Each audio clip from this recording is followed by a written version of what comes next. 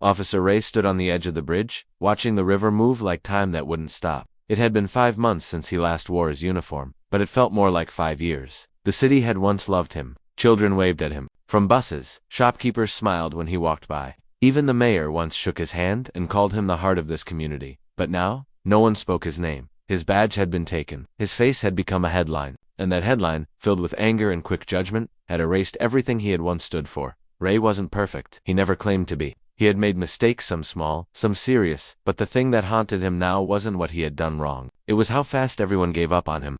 All it took was one video, one moment, taken out of context, a push during a protest, a cry caught on camera, and suddenly, he was the villain. Fired, shamed, forgotten. The bridge beneath his feet creaked slightly as a gust of wind blew past. He didn't flinch. He had come here often lately not to jump, but to remember, to think, to decide if he still mattered. Behind him, the city was alive. Cars honked, sirens screamed, laughter echoed from faraway balconies. But none of it reached him. It was as if he lived in a different world now, one where silence was louder than words. And then, there was Malik, 16 years old, quiet, almost invisible in school. No medals, no records, no loud friends or shining achievements. Just a tall, thin boy with tired eyes and a backpack that always looked too heavy for his shoulders. Most teachers forgot he was in their class. Most students never noticed him at all. But Malik noticed things he always had. He noticed how people lied when they smiled. How adults said one thing and did another. How the world expected some people to fail even before they tried. And he noticed Ray, not now, but years ago, when he was 9. It was a rainy evening. Malik was running home from school when a black van pulled up beside him. 2 men jumped out, trying to drag him inside. They were fast. Strong, he screamed, but no one came, except Ray, young then. Brave. He drove straight into the scene, headlights flashing. He jumped out before his car even stopped. The men ran.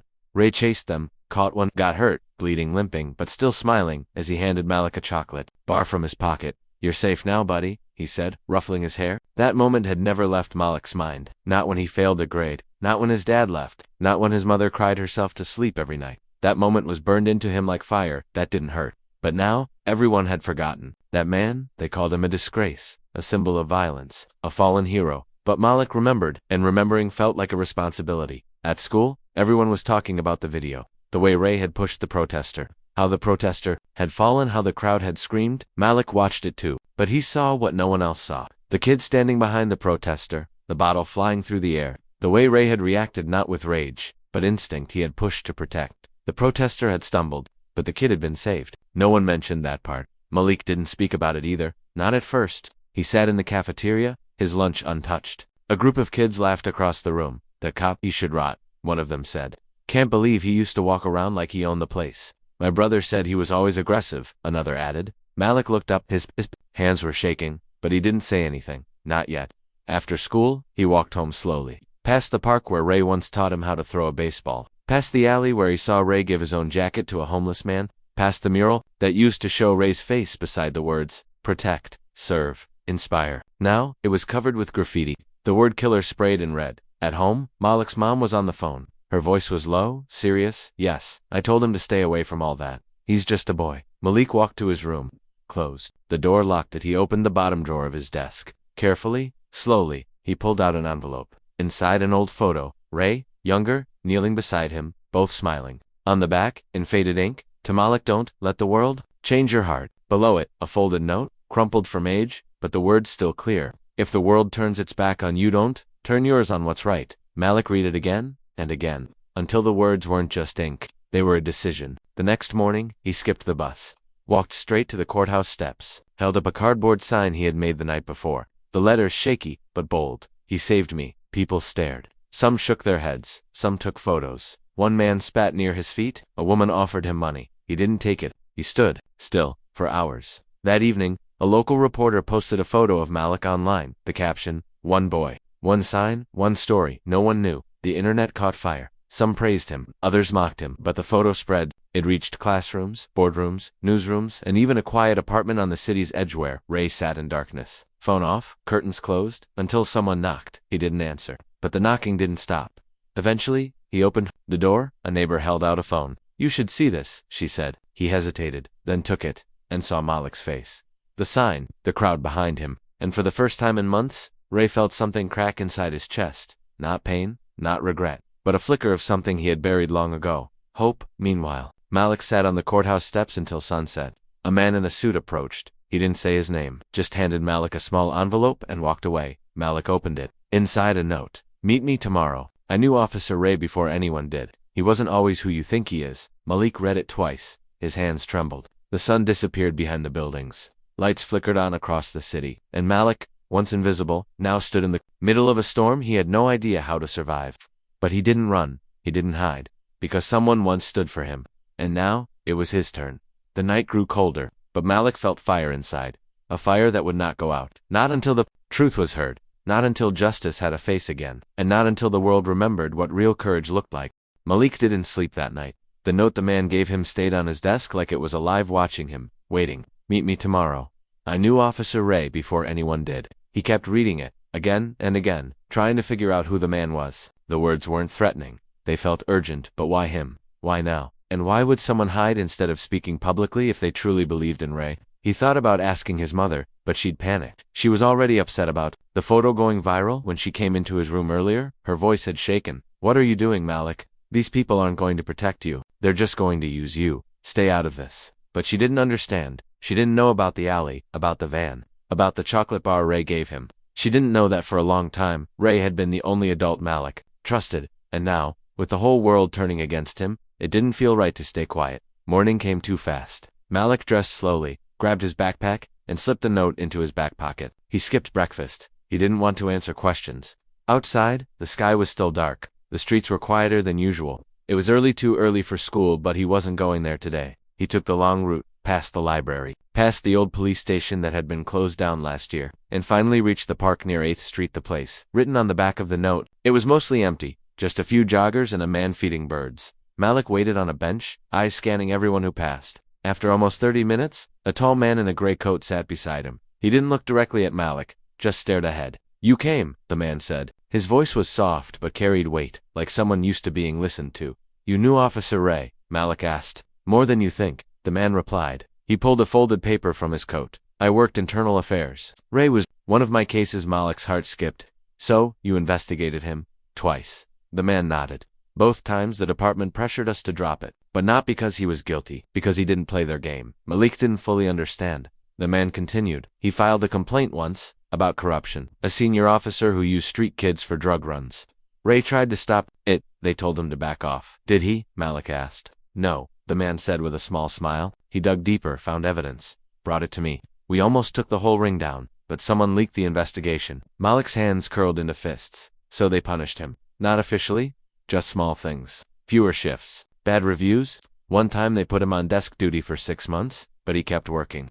He said something to me once, the man said, pulling out a crumpled photo from his wallet, said, even if they hate me, I'm still a shield between the bad and the helpless. Malik looked at the photo. It was of Ray standing beside a group of kids holding backpacks. One of them was Malik, much younger. That was the after-school program he started, the man said. He did it without permission, took kids off the streets, helped with homework, gave them food. They shut it down. Why? Malik asked, angry now. Said it wasn't in the budget. But really, they didn't like the attention he got. They liked silence. Ray was noise. Malik felt his chest tightening. So much had been hidden, so much no one ever saw. Why are you telling me this? He finally asked. The man looked at him. Because you reminded me why I joined in the first place. I wanted to protect people like Ray, but I got scared. I walked away. You stood up? He stood to leave, but handed Malik a flash drive. This has old reports. Statements? Files that never went public. Use it wisely. And be careful. Not everyone wants the truth. Malik watched him walk away and disappear into the crowd. His mind was racing. He didn't know what to do with all this. Who would believe him? But he knew someone who might help. Her name was Kayla. She sat behind him in English class. Quiet like him, but sharp. Always reading. Always observing. Once, she corrected a teacher in front of the whole class about a quote from a book. The teacher didn't even argue, just nodded. After school, Malik waited near the library. She came out carrying a heavy bag of books. Kayla, he called, out, nervous. She turned, surprised. Hey, she said. What's up? I need help with something, he said. It's kind of big. She raised an eyebrow. Homework big or crime big? Truth big, he said. About Officer Ray. She paused. You're the guy with the sign, he nodded. Okay, she said. Talk. They sat in the back corner of the library, behind the last row of bookshelves. Malik showed her the flash drive, told her everything the man had said. Kayla didn't interrupt, just listened. When he finished, she pulled out her laptop and opened the files. Her eyes widened. These are real, she said. This is evidence. Some of this could reopen the case. But who do we give it to? Malik asked. The news? No, she said. They'll spin it. We need someone who cares about the facts. Like who? She thought for a moment. There's a journalist. Nora Lane. She writes for the independent journal, The City Pulse. She's fearless. Malik had never heard of her. Will she listen to us? She will if we show her this, Kayla said. They sent an email with 3 files attached. The subject line, you don't know the whole story. Malik didn't sleep that night either. At 2 a.m., his phone buzzed. New email. From Nora, one line, meet me tomorrow. 10 a.m., bring everything. The next morning, Malik and Kayla took a train to the other side of the city. The City Pulse office was small but busy.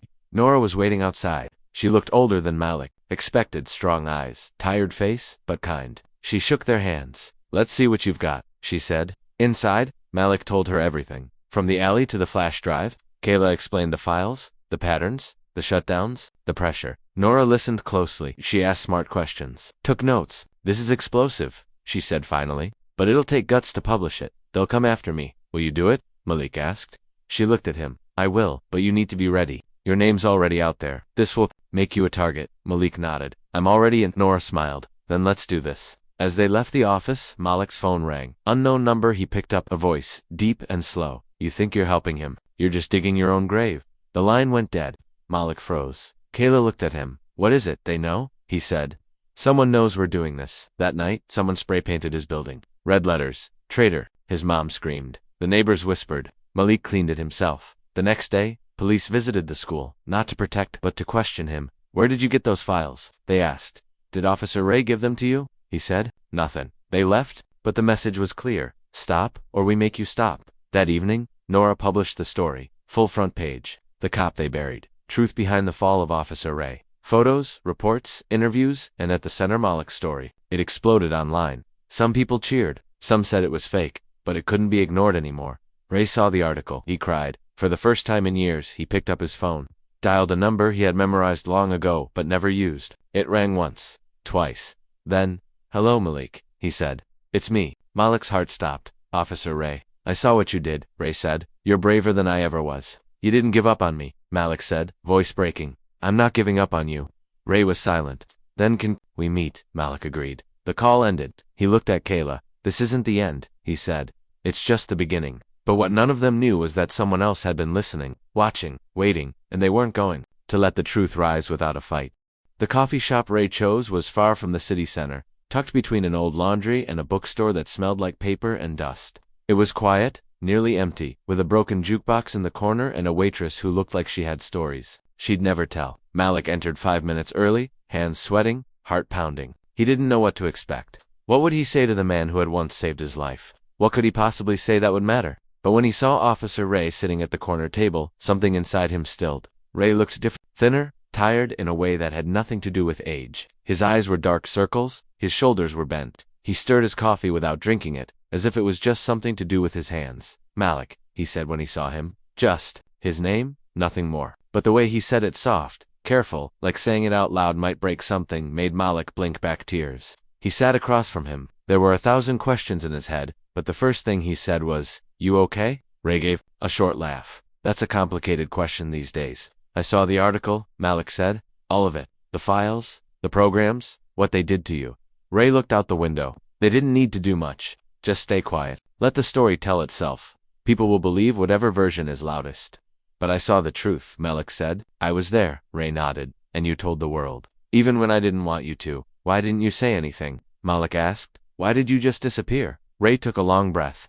Because I was tired. Tired of fighting. Tired of hoping the system would fix itself. Tired of being the enemy in a uniform. You know what hurts the most? Malik. It's not the lies. It's how fast people forget the truth. Malik leaned forward. But not everyone forgot. He took out his phone, showed him the photo from the courthouse, the sign, the crowd, the support that had started to grow. There are people asking questions now. They want to know the real story. Ray looked at the screen but didn't smile. Truth doesn't always win, he said. Sometimes, it just gets buried slower. Malik didn't know what to say. For a while, they just sat there, the silence between them thick but not uncomfortable. Then Ray reached into his coat pocket and pulled out a worn leather notebook. I kept this. Through everything.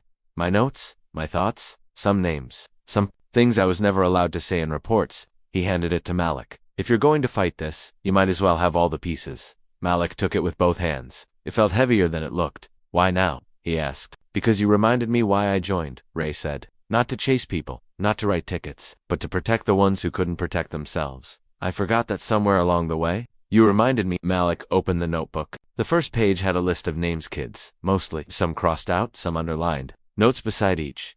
Foster care, missing, turned, gang, deceased. One of them was circled in red. Tyrell James, Malik Reed. Who's he? That's the one that matters, Ray said. He's not dead, but he's dangerous, and he's the reason I got suspended. Malik froze. You mean the protest? Ray nodded. The kid behind the protester, the one I pushed him away from, that was Tyrell's younger brother. Someone threw a bottle from the crowd. I reacted. The protester fell, but I saved the kid.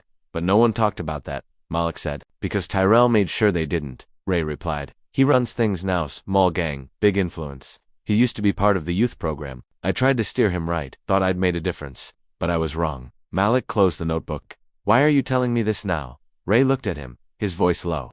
Because someone's going to come after you. If they haven't already, Malik's mind raced back to the call, the red graffiti, the school visit. They already did, he whispered. Ray's eyes darkened. Then we're running out of time. That afternoon, Malik returned home and locked his door. He placed the notebook next to the flash drive. Together, they painted a picture far bigger than he'd imagined. Not just a wrongfully blamed officer, but a system that punished good men and protected the corrupt. He opened a new file on Kayla's laptop, began organizing every note, every file, every quote. He created timelines, maps, links. Kayla joined him after dark. You really met him? She asked. Malik nodded. And he's not who they say he is. She didn't question it. Just sat beside him and started reading. Hours passed.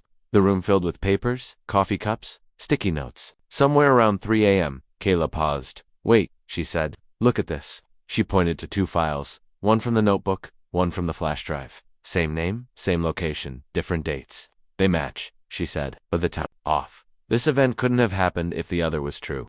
Unless the file was faked, Malik said. Kayla leaned back. They created a false report to cover something up. Maybe the bottle thrower? Maybe who gave the order to remove the body cams that day? Malik's eyes lit up. That's the piece we were missing, but we still need to prove it, she said. And we're not tech experts. Malik thought for a moment. I know someone. His cousin Gibran lived on the other side of town. A quiet genius with code, more comfortable with a laptop than people. The next day they made the trip. Gibran barely looked up from his monitor when Malik explained everything. But when he saw the files, his eyes narrowed. Someone tried to erase metadata. Sloppy job, he muttered. He tapped for 20 minutes straight, then smiled. Got it. The original file shows a different time. They faked the upload date. This proves tampering. Malik felt like a stone had been lifted from his chest. Can you back this up? Already done, Gibran said, tossing him a new flash drive. Be careful. This is dangerous stuff. Malik and Kayla returned to the city just before sunset. As they exited the train, a man bumped into Malik hard, almost knocking him down. The man didn't say sorry, just walked fast into the crowd. Malik checked his backpack. Everything was there, but his phone had a new message. No sender, just words. You think this is a game? That night, a rock crashed through his bedroom window. No note this time, just silence. Malik didn't sleep. Neither did his mom. She didn't yell at him. This time just stood at his door, holding back tears. Whatever this is, she said softly, finish it. The next morning, Malik walked into the school office, asked to speak during the morning assembly. The principal hesitated but agreed. At 8:15 a.m., in front of the whole student body, Malik stepped onto the stage. His voice shook, but he spoke. I'm not here because I want attention. I'm here because someone stood for me when no one else did. His name is Officer Ray, and you don't know who he really is, but I do. The students listened. Some whispered, some looked surprised. Some recorded. Malik held up the flash drive. This contains the truth. What really happened, what people tried to hide, and what we all need to see. When he finished, the room was silent. Then a single clap. Then more. Until the whole room echoed with applause. Malik stepped down, breathless. He didn't know what would happen next, but he knew something had changed. That afternoon, the principal called. A major news channel wanted to interview him, live. The thought made Malik dizzy, but he said yes. He wasn't fighting for fame. He was fighting for a man who saved a scared little boy years ago. A man the world gave up on. A man worth standing for. While Malik prepared to speak to the world, someone else was preparing to. Tyrell James watched the broadcast from a dark office. He wasn't smiling. He's just a kid, someone said beside him. Tyrell shook his head. He's a problem, and problems don't go away on their own. Outside, rain started falling. Somewhere far away, a storm was coming, and Malik was about to step straight into its center. The studio lights were too bright. Malik sat in the hard plastic chair, fidgeting with the edge of his sleeves while the makeup artist gently dabbed powder on his forehead. It was his first time on live television, a national news channel. Big host, bigger audience. He tried to stay calm, but everything around him felt fake. Polished, shiny, too clean. Like the truth didn't belong there. Kayla sat off stage, nodding at him, her eyes firm. "You got this," she whispered. He forced a small smile and saw whose chest was a thunderstorm. The producer gave him a 5-second countdown. The host, a woman with sharp features and a rehearsed smile, welcomed the audience and introduced him. "Today, we're speaking to a teenage activist who's shaking the system. His name is Malik Daniels, and his story is inspiring thousands. Malik, thank you for being here." "Thanks for having me," he said quietly. "Let's start simple," the host said. "Why did you decide to stand up for Officer Ray when everyone else turned away?" Malik looked down for a second, then lifted his eyes to the camera. "Because he stood up for me when I had nothing. He risked his life once. For a kid he didn't even know, and then the city erased him over something he didn't even do wrong." The host tilted her head. "Some people believe Officer Ray acted violently, that he pushed a peaceful protester without cause." Malik nodded. "That's what they saw, but what they didn't see was the kid behind that protester. Someone threw a bottle. It was flying straight toward a child. Ray reacted. He saved that kid, and you have proof of that." "Yes," Malik said firmly. "There's footage, there's files, and people who buried it." The host blinked, a little caught off guard.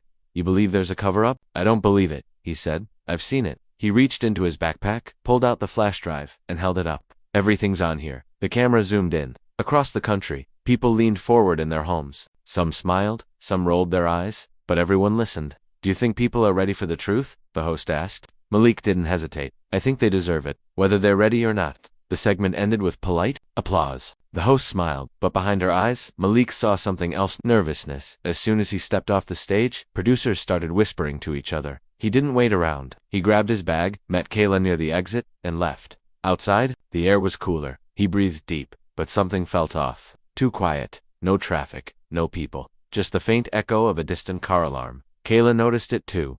"Let's move," she said. They walked fast, heads down. Took the back alley to the train station, but just as they reached the corner, a black SUV turned the corner sharply and stopped in front of them. The doors opened. 2 men in black hoodies stepped out. No words, just movement. One reached for Malik's bag. Kayla screamed. Malik held. "Tight run," he yelled. She did. So did he. They darted through the alley, jumped a fence, slipped behind a trash bin. The men followed, fast, trained. Malik's lungs burned. His legs felt like concrete, but fear pushed him forward. He and Kayla ducked into an old underground parking lot. Dark, echoing. Somewhere above, footsteps clicked. The men split up. Kayla clutched Malik's arm. "We're not getting out of here," she whispered. He looked at the flash drive still in his hand. "Yes, we are." He pulled out his phone. "No signal. Dead zone. We have to distract them," he said. "Draw them away. Are you insane? I'll run you find an exit. You're not doing this alone." "I'm not asking," he said. "Go." He bolted out from behind the pillar, slamming a piece of metal against the floor to make noise. The echo rang out like thunder. The men turned and chased. Kayla waited 3 seconds, then ran in the opposite direction. Malik ducked through parked cars, climbed over a low wall, then hid again, chest heaving. One man passed right by him, flashlight sweeping. Malik stayed still, silent, until the man turned the other way. Then he crawled out and crept to the stairwell. At the top, Kayla was waiting. "This way," she hissed. They slipped through the emergency door and out into a small street. They didn't stop running until they reached the main road. A taxi slowed down. They jumped in. "Anywhere far?" Malik gasped. "Fast." The driver didn't ask questions, just drove. In the back seat, Kayla's hand shook. Malik still held the flash drive. Scratched, but saved. "They were going to take it," he whispered. "They would have erased everything, but they didn't," she said. "We still have it." They went straight to Nora's office. The door was locked. Lights off. Malik knocked. Banged. No answer. "She said she'd be here all day," Kayla said. Malik tried her phone. Number rang straight to voicemail. "Something's wrong," he said. "They're shutting people down. Then we get it out ourselves," Kayla said. They went back to her house. Opened the drive. Uploaded the footage to a secure server. Then Malik recorded a new video. This time not for a school or a news show. This time, just him, raw, honest. "They tried to silence me. They chased me. They tried to erase the truth. But we're still here, and we're not going away." He uploaded it. Within an hour it had over 50,000 views. Comments flooded in. "This kid is brave. What happened to the cop? Why isn't the media covering this?" But there were threats too. "You'll regret this. Stay out of things you don't understand." That night, the mayor's office released a statement. Cold, short. "We are aware of the recent accusations surrounding Officer Raymond Cole. At this time, we find no grounds to reopen the case." Malik stared at the screen. "They're still ignoring it," he said. "They don't care. Then we make them care." Kayla replied. Let's take it to the streets. The next day they printed hundreds of flyers, QR codes, to the video. They passed them out in malls, on trains, outside schools. People started talking, first in whispers, then in full voice. Small protests began. First 5 people, then 50, then 200, all asking the same question. What happened to Officer Ray? Ray watched it all from his apartment window. He hadn't left in days, not since the men started following him again. But when he saw the march forming on the main street, he felt something in his bones, something he thought he'd lost: courage. That night, he called Malik. I want to meet, Ray said. Face to face. Not in secret. Public. Let them see. I'm not hiding, Malik agreed. They picked the city square. Noon, the heart of downtown. The place Ray once patrolled with pride. Kayla warned them both. It could be dangerous. Ray simply said, let them come. The next morning, hundreds gathered in the square. News crews, students, families, even former officers in plain clothes. Ray stepped forward, alone, no security, no protection, just a man with nothing to hide. Malik stood beside him. Cameras rolled. The city held its breath. But before Ray could speak, a loud bang echoed through the crowd. Screams followed. People ducked, pushed. Panic spread. Ray shielded Malik with his body. Kayla hit the ground. The noise wasn't a gunshot, just a speaker falling, but the fear was real. Ray raised his hands. I'm not here to fight, he said. I'm here to finish the story. He looked at the cameras. They took my badge. They took my name. But they never took my truth. And this boy, this brave boy, reminded me who I was, who I still am. Malik stepped up. You asked for proof. You asked for honesty. Here it is. He pulled out the flash drive again. We uploaded it. We backed it up. You can't erase it anymore. The crowd erupted. Some cried, some clapped. But not far away, inside a black SUV, Tyrell watched silently. His hand gripped the door, his jaw clenched. He's still breathing, he muttered. Then it's not over. The car pulled away. Back in the square, Ray turned to Malik. They'll come harder now. Malik looked up at him. So will we. The truth was out. But the real war had just begun. The boy stood outside the hospital, staring at the glass doors like they were a wall he wasn't sure he could pass through. His fingers clutched the notebook tighter against his chest. For the first time in his life, Malik wasn't trying to run away. He was trying to walk towards something that terrified him, even more truth. Inside, Officer Raymond lay silent. No visitors, no flowers. Just machines beeping like they were arguing with death, trying to buy him more time. Nurses passed by like ghosts. People whispered when they saw the name tag outside the door. Cop shot during chase. Body off. Suspected brutality. Everyone had already judged him. Everyone except the boy who had once stolen his wallet. Malik stepped in. His shoes squeaked on the floor. He looked around the dull, beige room filled with quiet machines and heavier silence. He had imagined this differently. He had thought Officer Raymond would be awake. Maybe angry, maybe laughing, maybe anything but this. The man who once ran after him through alleyways, who tackled him behind the old gym, who handcuffed him with such force that Malik's wrist turned purple now lay still, with bruises of his own, not from beating, but from being beaten. Yo, Officer Malik, whispered voice cracking. It's me, the thief. No answer. I guess that's fair. I stole a wallet, but you saved me, and nobody even knows it.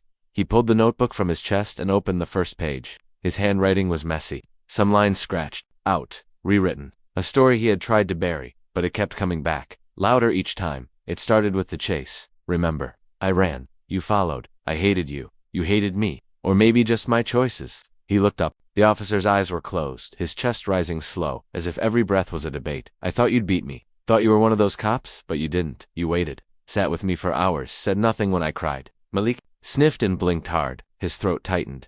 You could have ruined me. I already had one strike. One more, and I was done. But you didn't file it. You gave me a second chance. Said, make it count. So I did. I think. He paused. Until now. The notebook trembled in his hand. He turned the page. They think you turned your body cam off on purpose. Said you used too much force. Said you shot that guy without warning. But I was there. Man, I saw what really happened. You saved me again.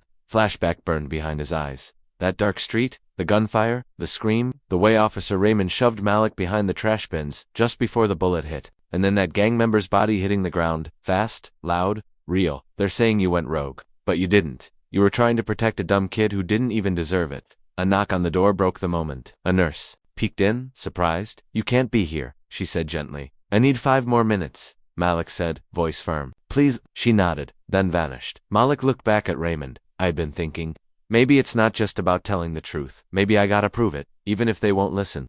He sat down beside the bed. I told my mom, she told my mom, she doesn't believe me, said I shouldn't get involved. Said you're just another cop, but you're not, and I'm not a liar. He took out his phone and opened the video file he'd kept hidden. A shaky clip from that night. Not much. Just enough. Raymond yelling, "Gun, drop it," the flash, the chaos. And then the silence. "I've got this," he whispered. "It could clear you. Or, maybe just make things worse. I don't know." He stood up slowly. "I'm gonna talk to the press. I'll say what I saw, even if they don't believe me. Even if they laugh. You stood up for me when you didn't have to. So now it's my turn." Raymond didn't move. But for a second Malik thought he saw a twitch in his hand, maybe imagined it, maybe not. As Malik walked toward the door, another man stepped in. Detective Simmons. Tall, gray hair, cold eyes. "What are you doing here?" the detective asked. "Just visiting," Malik replied. "You shouldn't be. This investigation's sensitive, and you're not exactly an innocent bystander. I'm a witness. You're a problem." They stared at each other. One young, shaky, one older, firm. "You know he didn't do it," Malik said. "That's not for you to decide." "But you know," Malik pushed. "Deep down, you know." The detective didn't answer, just watched the boy walk out. Once outside, Malik looked up at the sky, gray heavy. He didn't have a plan, just a story and one video. Back at home, he opened his laptop, typed out everything, uploaded the clip, clicked post. "Let the world decide," he whispered. Within hours, his phone buzzed non-stop, comments, shares, threats, praise. But the real moment came, when he got a call from an unknown number. "Malik," the voice said. It was shaky. "This is Officer Raymond's sister. We saw what you did. Please, can we meet?" He froze. "Yes," he said. Then silence. For a second. But inside him, something had changed. He was no longer just the boy who stole a wallet. He was the boy who chose to stand up. And now, more people were watching than he ever imagined. But not all of them were happy about it. Especially, not the ones hiding behind false reports and dirty secrets. Malik had just started something bigger than he could understand. And someone out there wanted it buried. Malik sat on the park bench, the same one where he used to hide stolen wallets under the cracked wooden plank. Now, that bench felt different. It wasn't a hiding place anymore. It was a waiting room. His hands shook as he watched the time. The sister of Officer Raymond was supposed to meet him here. Every car that slowed down made his stomach twist. Maybe she wasn't coming. Maybe she regretted calling. Maybe she read the threats under his video, the ones that said he was lying, faking, playing hero. He'd read every word. Some were cruel, some scary, but some said, "He's telling the truth. I was there. That cop saved my son too." Suddenly, a small blue car pulled up. A woman stepped out, mid-40s, hair tied back, tired eyes. She clutched a scarf tied around her chest and walked toward him with slow steps. Eyes locked on him like she wasn't sure if she should cry or hug him. "Malik," she asked softly. He stood. "Yes. Are you, his sister?" "Emily." "Raymond." They shook hands. Hers were cold. "Thank you," she said, "for the video, for telling the truth." "I had to," he said. "No one else would." They sat. "He's awake," she whispered. Malik turned sharply. "What?" "Woke up last night. Said your name." His throat caught mine. He doesn't remember everything, but he asked, "Is the boy safe?" She smiled faintly. Even in pain, he was thinking of someone else. Malik swallowed hard. "There's something else," Emily continued. "The department called me. They're reopening the investigation." The video forced their hand. "But double quotes, but what?" "There's resistance. People high up don't want this mess. Don't want it to be true that an innocent man almost died protecting a street kid." "I'm not just a kid," Malik said, fire in his chest. "I'm a witness, and I'm not backing down." "I know," Emily said. "Which is why I came to give you this." She reached into her coat and pulled out a worn-out badge. "Officer Raymond's backup badge. He told me once, if anything ever happens, and the kid needs proof, I'm not like the others. Give him this." Malik held it like it was glass. "But now," she said, "you need to be careful." "Why?" She lowered her voice. "You've made enemies." Later that night, Malik sat in his room, the badge on his desk, the laptop open. He read a message he hadn't noticed before, from Anonymous at protonmail.com. Subject: "You don't know what you've stepped into. Body, stop, or you'll disappear like the last one who spoke up." He stared at the screen. Who sent this? Police? A gang? A corrupt official? Instead of fear, something else filled him: determination. The next day, he walked into the local radio station. His hands still shook, but he carried the badge and the notebook with him. "I want to speak," he said to the receptionist. "I have proof, and I'm not alone." A producer came out, looked him up and down. "Kid, you know what you're risking." "Yes," Malik said. "But if I don't speak, people like him will keep paying for crimes they didn't commit." The producer sighed. "All right, 10 minutes, live segment. But if you lie, we cut you off." "I won't lie." The red light turned on. The mic was live. The host said, "We've got a brave young man here today, Malik. He's the reason the city's talking. Malik, tell us what happened that night." He did all of it. The chase, the shooting, the shove that saved his life, the blood, the silence, the truth. And then he pulled out the badge. He didn't turn off his body cam. It was shot. I saw it. And this badge was given to me by his sister. He wanted me to know not all cops are bad, and I believe him. The phone lines lit up. Call after call, some angry, some supportive. But then, one call. The host answered. Hello. A deep voice. Masked, low. You should stop airing this. There are consequences.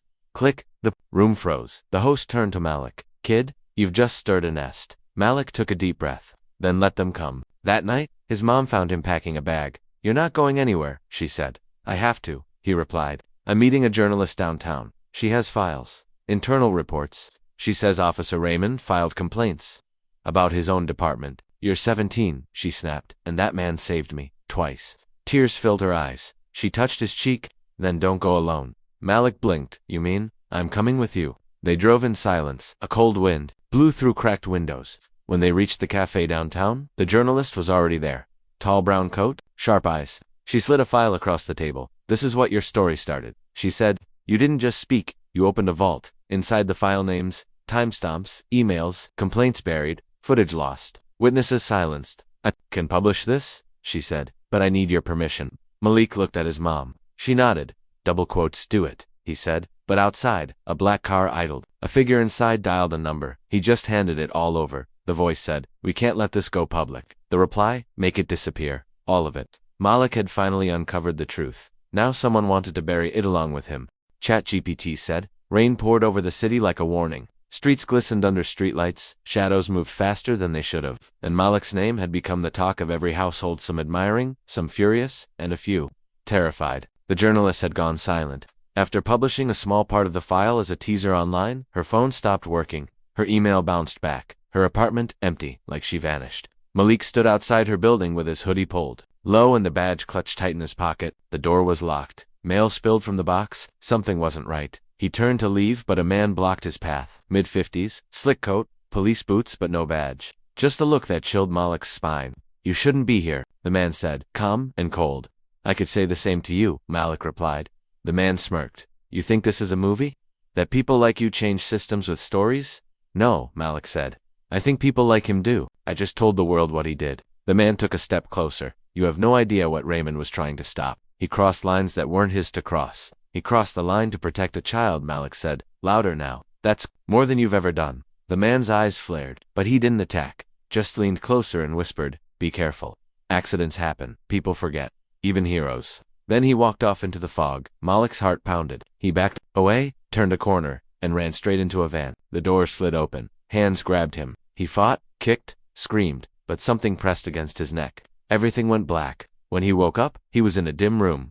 Basement. Single bulb. Duct tape on his wrists. Mouth gagged. And a cross. From him another man, tied to a chair. Thin, pale, bruised.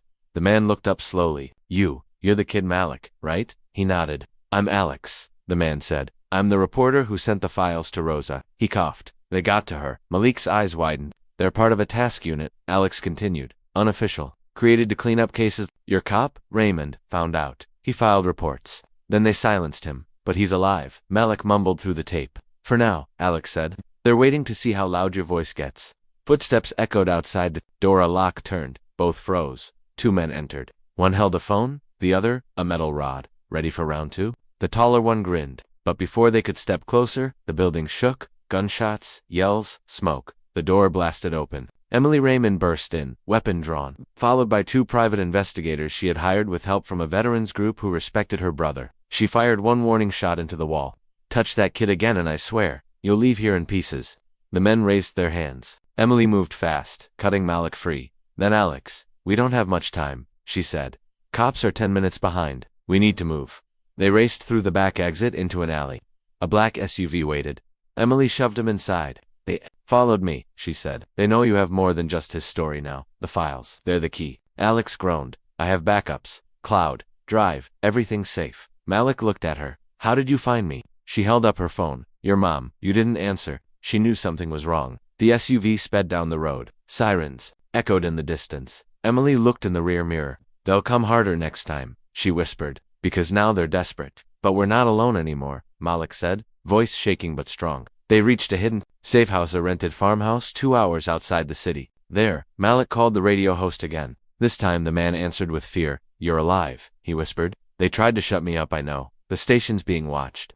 Then broadcast this, Malik said. Live stream it, no editing, no delay. What is it? A confession. They connected a laptop to the mic. Alex sat forward, bruised but focused. He read names, dates, secret transfers. Officers moved quietly after brutality cases. Victims' families threatened. Cases closed without reason.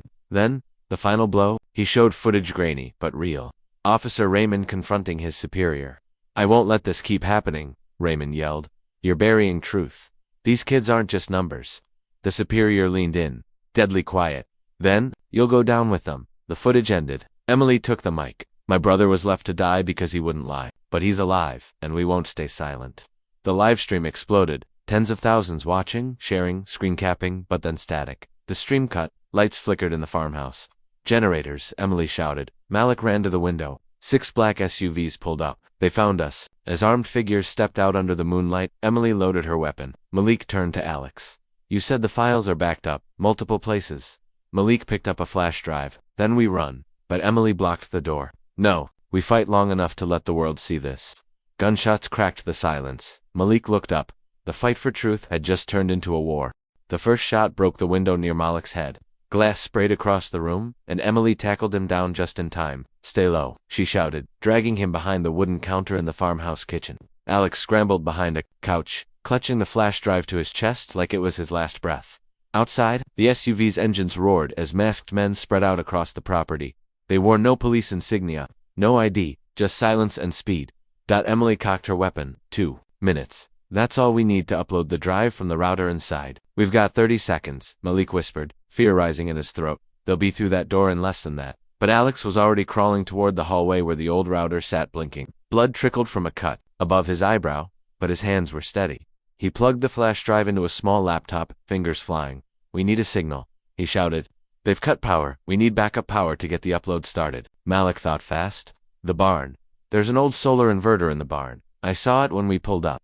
If we run a cable, you'll be a moving target. Emily snapped. Then cover me, Malik said. You said I have a voice. Let me use it. Emily stared at him for a split second, then nodded. He ran. Out the back door, through the rain-drenched mud, bullets clipping the ground behind him. One grazed his leg, but he didn't stop. Inside the barn, he found the panel humming faintly. He pulled the long extension cable from the wall and dashed back to the house. Crawling the last few feet under open fire, he shoved the plug into the surge protector near Alex's laptop. The router blinked back to life. Alex grinned, uploading. Emily dropped to more of the intruders. How long? 60 seconds. Outside, a van screeched to a halt. A familiar voice shouted, Nobody move, FBI. Dozens of armed agents in full tactical gear stormed the property, guns drawn, voices barking commands. The masked attackers froze for a moment, then turned, and fired. The air erupted in chaos. Gunfire, smoke, shouts. Emily pulled Malik under her arm and dragged him into the hallway. Alex stayed crouched near the laptop, eyes fixed on the screen. Upload at 65%. Malik's ears rang. His vision blurred. But the sound that cut through everything was this calm voice from the laptop speaker. This is Agent Lana Brooks, FBI Special Crimes Division. We are now in possession of full evidence connecting multiple law enforcement units to a national cover-up ring. Evidence includes video, documents, and sworn testimony. Public safety is our priority. Justice will follow. Malik gasped. They intercepted it. Alex shook his head. They're watching the upload and backing us. A final explosion rocked the side of the farmhouse. Someone tried to breach the wall, but it was too late. The upload hit 100%. The screen flashed green. The truth was out. Within hours, every major media outlet had the story, names, faces, footage, reports, testimonies, the confession from Alex, the threats recorded on Rosa's backup cloud. Even video of Malik's kidnapping by a camera on a nearby building. Raymond's name trended globally, not just as a hero but as a symbol. Emily held a press conference with Malik by her side. Her voice didn't shake. My brother was silenced for trying to protect a child, but that child didn't stay silent. Malik proved that one voice even can shake the foundation of lies. Malik stood at the podium, staring at cameras. I never meant to be a hero, he said. I just wanted to know why someone cared when no one else did. Journalists wiped tears. Protesters held candles across cities. An official investigation launched by week's end. 15 high-ranking officers were arrested. 3 mayors stepped down. 1 governor was named in a sealed indictment. Raymond's unconscious in the hospital was guarded 24/7 by federal marshals. And Emily, she visited him every morning.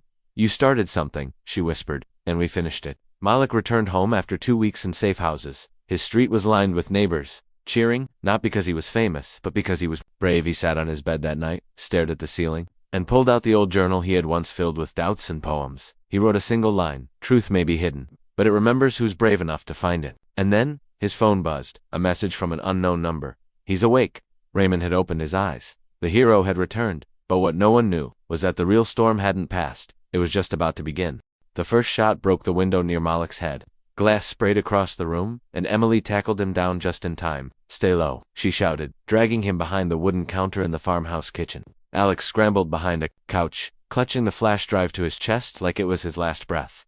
Outside, the SUV's engines roared as masked men spread out across the property.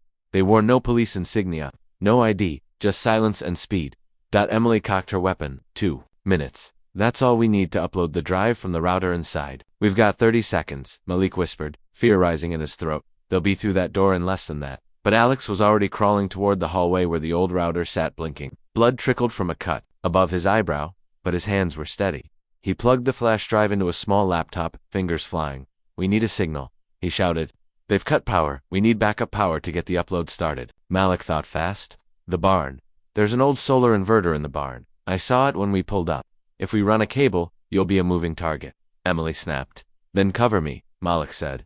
"You said I have a voice. Let me use it." Emily stared at him for a split second, then nodded. He ran. Out the back door, through the rain-drenched mud, bullets clipping the ground behind him. One grazed his leg, but he didn't stop.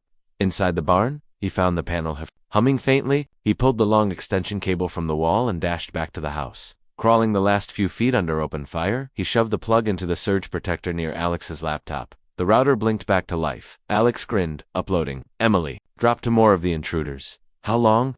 60 seconds. Outside, a van screeched to a halt. A familiar voice shouted, "Nobody move, FBI."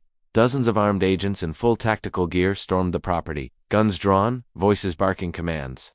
The masked attackers froze for a moment, then turned and fired. The air erupted in chaos. Gunfire, smoke, shouts. Emily pulled Malik under her arm and dragged him into the hallway. Alex stayed crouched near the laptop, eyes fixed on the screen. Upload at 65%. Malik's ears rang. His vision blurred.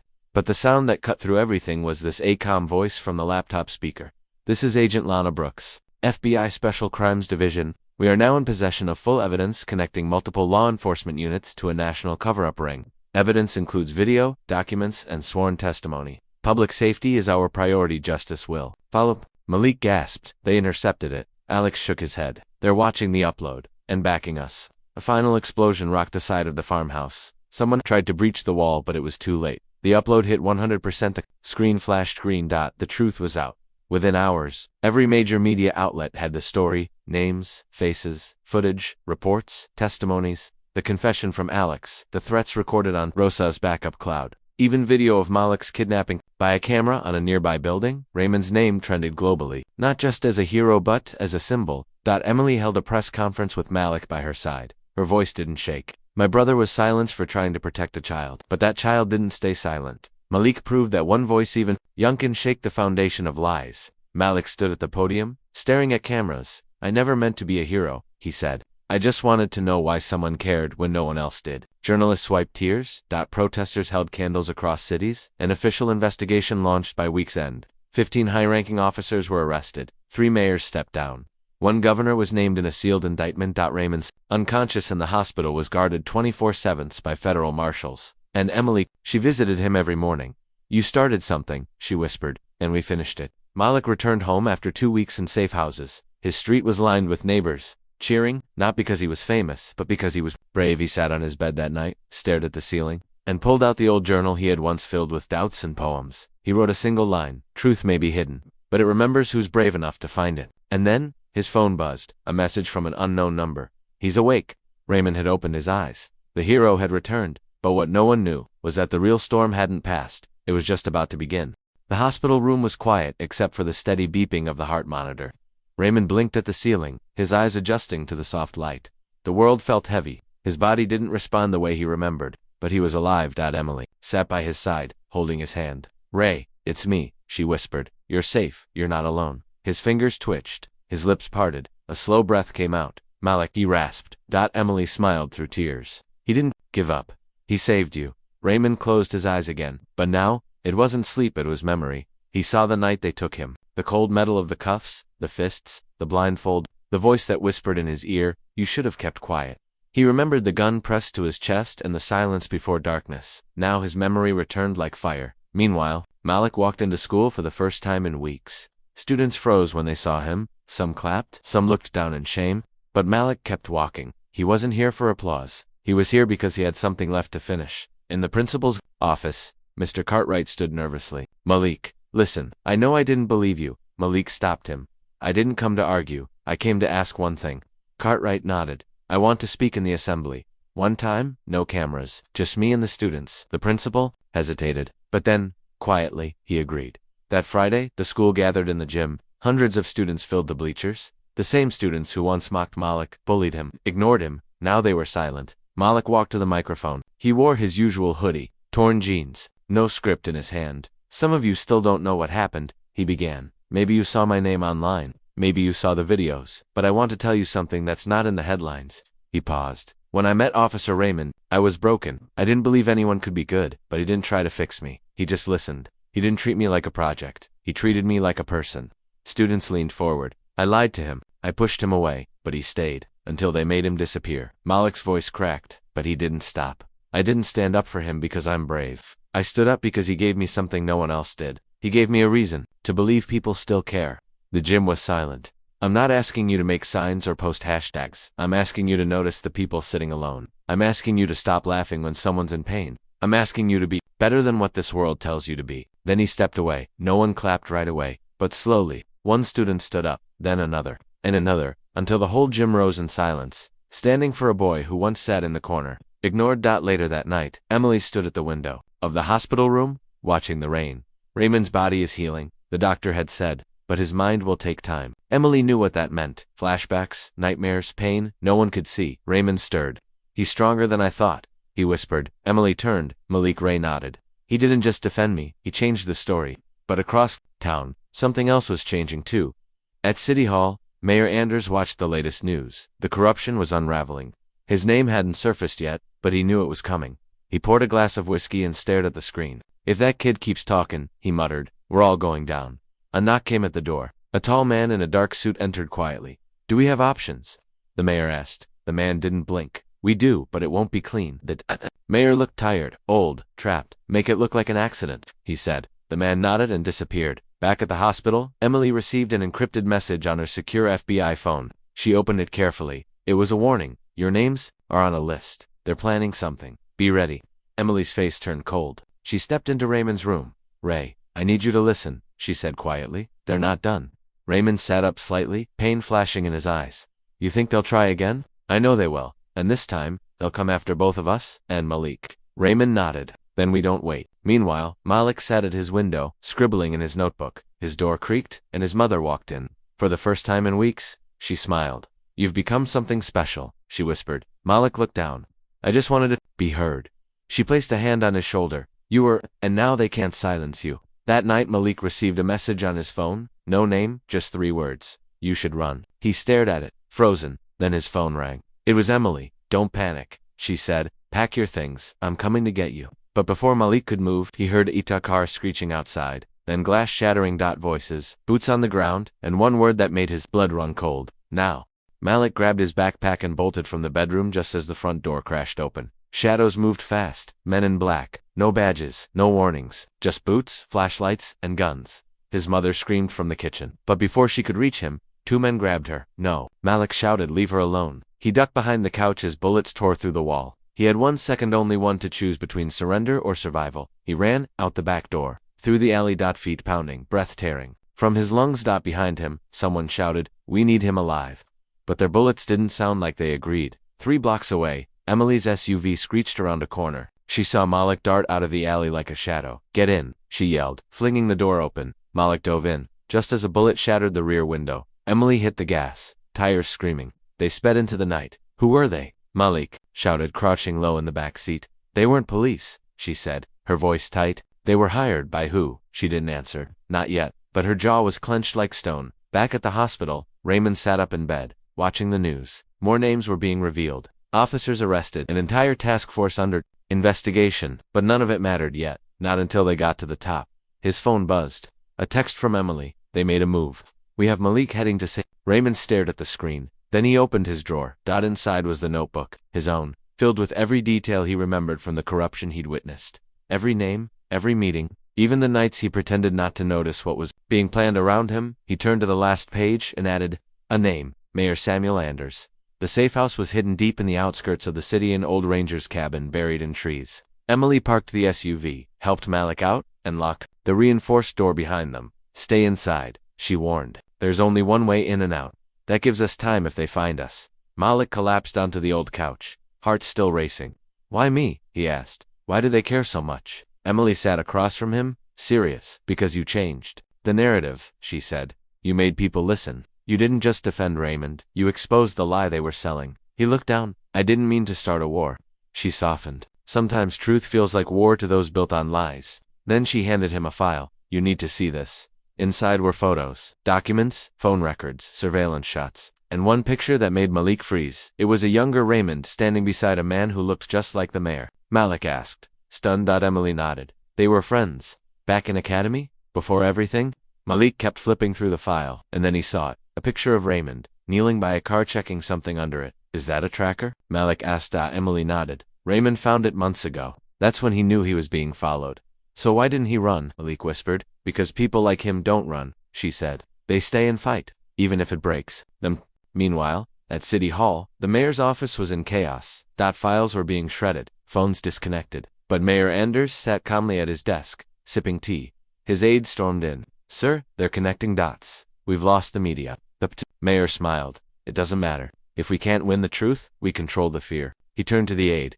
Is the cleaner still in play? Yes, but the kid escaped, and the cop? Still in hospital, but protected. The mayor stood and walked to the window. Then maybe it's time we turn public opinion. How? He looked out at the skyline. Let's paint the boy as a radical, say he's being manipulated, that he's unstable. If we make the story about his danger, they won't believe his truth. The aide hesitated. It's risky. So is letting him talk. The mayor snapped. Back at the cabin, Malik's phone buzzed again. A text, this time with a video. He played it and froze. It was footage of him, edited to make it look like he was threatening a teacher, throwing things, shouting hate, but it was fake. I never said any of this, Malik whispered.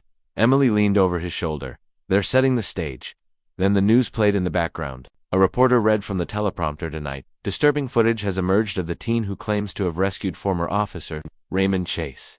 Sources suggest this boy may be involved in radical youth groups. Malik stared, horrified. They're turning me into the villain? Emily nodded. That's how they survive. They lie louder than the truth. At the hospital, Raymond stood with effort, removing his IV line.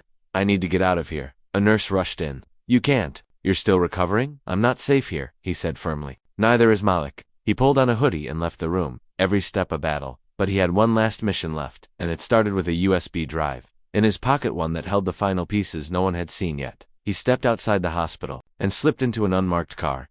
Inside was someone waiting, a former journalist named Jordan Miles.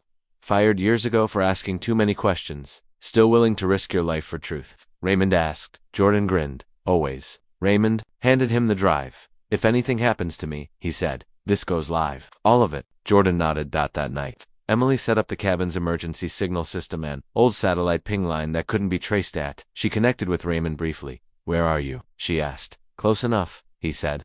I have what we need, but we don't have long. They've already started destroying Malik's name. Raymond exhaled. Then it's time we speak first. Hours later, just before dawn, a new video appeared online, uploaded anonymously. It showed Raymond in a dim room, facing the camera. His voice was calm, steady. My name is Raymond Chase. I was a police officer for 12 years. What I'm about to say may cost me everything, but it's the truth. He listed the names, the meetings, the corruption. He explained how he tried to report it, only to be threatened. He told the story of how they tried to kill him, and then he turned to Malik. This boy Malik Harris saved my life. He is not radical. He is not violent. He is the reason I'm alive. He ended with a final sentence. If you believe truth still matters, then help protect it before silence becomes the law. The video spread like wildfire. Millions of views and hours. Reporters demanded answers. The mayor's office went silent, and in the darkness of the cabin, Malik watched himself being defended not by lies, but by truth. He looked at Emily. What happens now? She checked her watch. We wait. But outside, deep in the trees, a soft red light blinked. They'd been found. Gunshots echoed through the stairwell. Federal agents scrambled, barking orders into radios, while Lana shoved Malik and Emily behind the evidence desk. The power was out, but the emergency red lights blinked like beating hearts across the ceiling. The files from the Delta Safe folder lay spread out like a map of forgotten pain. Every page a name someone tried to bury. Get 'em out, Lana shouted. Protect the evidence. But Malik didn't move. No, I'm not running. Not this time. Behind him, Emily's hand found his. Then we stay together. The door burst open. Masked men in tactical gear stormed inside, but before a single shot was fired, Raymond's voice roared from behind a half wall where he'd been wheeled in. Stand down. Everyone froze. The masked man in front hesitated. His rifle lowered a little. Then someone else entered behind him, older, bald, decorated. It was Deputy Director Clarence Holt. He's right. Stand down. The men looked at each other, confused. Holt stepped forward and faced Lana. This has gone too far. Lana narrowed her eyes. Are you part of this? Holt shook his head. I've spent 30 years cleaning other people's dirt. I'm tired. I saw what Malik uncovered. I saw what they did to Reese. I saw what Delta Safe became, a shadow prison for truth. The agents stood still. The tension crackled. But Holt kept speaking. You want justice, Malik. You want the world to know. He looked around the room. You all better start filming. Emily grabbed her phone and hit record. This, Holt said, is the confession. For 10 long minutes, Holt laid it all out: how Delta Safe was born after 9/11s, meant to hold enemies of the state, how it morphed into something else when corporate money got involved, how Javier Reese tried to expose it, how Raymond stumbled onto it, how those in power covered it up with threats, fake news, and smear campaigns. I was part of the machine, Holt admitted. But this kid, Malik, he reminded me what justice looks like when it's still pure. The agents lowered their weapons. No backup was coming. No kill order had been given. For once, silence meant safety. 2 days later, the world exploded. Malik's video hit 18 million views in 24 hours. Then 35, then 80. Hashtags trended worldwide. Hashtag justice for Reese. Hashtag Raymond was right. Hashtag teen truth teller. The president gave a statement. An emergency task force was formed. Arrests began quiet at first, then loud. CEOs, former federal officials, security contractors, a senator. Raymond gave his first interview sitting beside Malik, calling him the most courageous person I've ever met. Malik didn't say much. He just held up a photo of Reese and whispered, we finished what they started. Emily returned to her school the next week, but this time as a local hero. The same hallway that once echoed with rumors now buzzed with pride. Students whispered her name. Teachers smiled, and in the school paper, the headline read, The Girl Who Listened. As for Malik, he sat outside his old building, legs dangling off the fire escape, watching the sun rise over a city that once tried to forget him. He still wore the same hoodie, still had Raymond's badge in his backpack. A limousine stopped. Across the street, out stepped a tall woman in a dark coat. Lana, they want to offer you something, she said, handing him an envelope. Malik opened it. Full scholarship, law school, investigative internship, and a request from the Department of Justice to train youth activists on spotting systemic corruption. He smiled faintly. I'm just a kid who read a file. No, Lana said. You're the kid who opened it. That night, a candlelight vigil was held for Javier Reese. Emily stood beside her mother. Raymond lit the first flame, and Malik stepped forward, speaking softly into the mic. They tried to silence him. They failed. They tried to silence Raymond. They failed. They tried to bury the truth. But we turned it into a seed. The crowd cheered. One by one. Candles lit. Faces glowed. And far away, in a dark prison cell, finally revealed to the world, the last detainee of Delta Safe smiled through tears. A guard handed him a letter. It simply read, You were right. We never stopped searching. Love. Emily. In the months that followed, Malik testified before Congress. He was asked how he stayed brave. He said, I wasn't brave. I was scared. But I didn't want to live in a world where people like Reese disappeared and no one remembered. When asked what he wanted to become, he replied, not famous, just useful. Raymond was reinstated, with full honors. And this time, when he returned to the force, it wasn't alone. He brought others with him, young cops, old whistleblowers. Even community leaders once ignored. Movement began. It wasn't flashy, it wasn't always loud, but it was real, and it started with a kid in a library who refused to look away. No statues were built. But one day, years later, a mural appeared in the city's poorest neighborhood. It showed a boy holding a badge, standing beside a ghost-like figure of a man with tired eyes, Javier Reese. Underneath, in bold letters, it read, Let the truth outlive the lies. The mayor came to see it. So did Raymond, so did Malik, and so did thousands who once felt invisible. Because sometimes, it doesn't take an army to change the system. Just one voice that refuses to be silent.